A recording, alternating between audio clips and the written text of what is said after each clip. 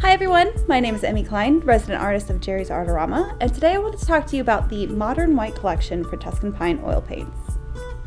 So you might be wondering why we made a set of all white paint.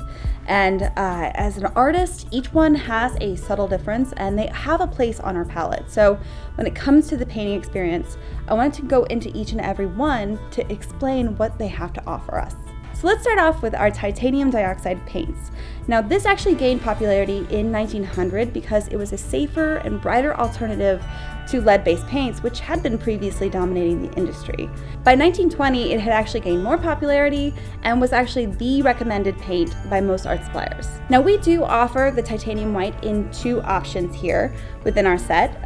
The differences between those land within the oil binder that they're mixed with. We have a linseed oil and a safflower oil. The linseed oil is one of the tried and true. It dries the fastest, but there could be some yellowing over time. Now with white paint, that does make a big difference because with safflower oil, you're gonna get a cleaner, brighter white that doesn't yellow as much over time, but it does take a little bit longer to dry. Titanium whites are actually really opaque, very bright, and a beautiful white to get a nice clean mix with your oil paints. Now let's talk about zinc white.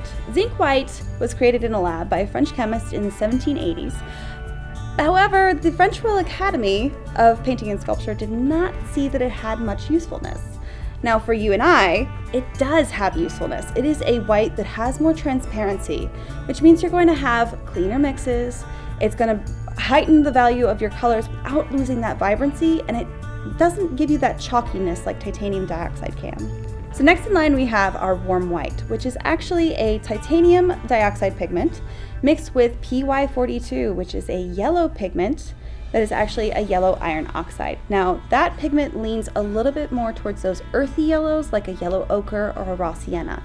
Now this is very useful on our palette because you can get more naturalistic kind of mixes with your colors that lend really well to portrait painting or even landscapes. Now last but by no means least, we have unbleached titanium white. Now, contrary to what I used to think, this actually has nothing to do with any sort of bleaching process.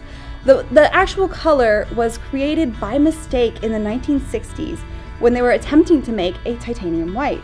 Now, rather than throw out the whole batch, Sam Golden of Golden Paints decided to rename it unbleached titanium white, thus creating the color that we've known to love.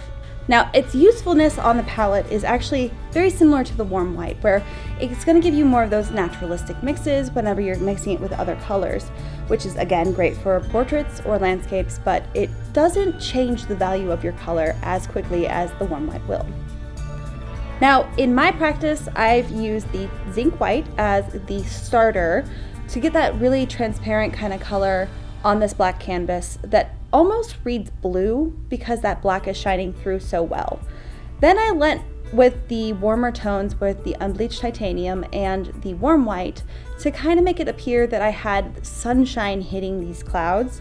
And then I followed it up with our titanium dioxide whites, giving you those bright highlights. So that was the Tuscan Pine Modern White collection. And now that you know a little bit more about how these paints work, which one are you most excited to use?